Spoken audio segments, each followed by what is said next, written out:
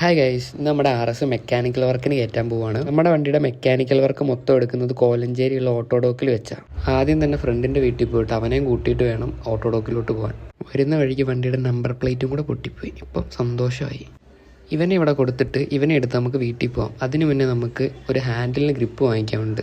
അവിടെ നിന്ന് ഒരു സ്പൈഡറിൻ്റെ ഗ്രിപ്പ് കൊടുത്ത് നമ്മൾ നേരെ പോയത് മൂവാറ്റുപുഴ കച്ചേരിത്താഴത്തുള്ള ഷെയ്ക്ക് കടയിലാണ്. ഇവിടെ ആകപ്പാടെ 2 ഷെയ്ക്കേ ഉള്ളൂ, ലൈല മജ്നുവും ഷാർജയും. നമ്മൾ അവിടെ നിന്ന് ട്രൈ ചെയ്ത അവിടുത്തെ ലൈല മജ്നു ആണ്.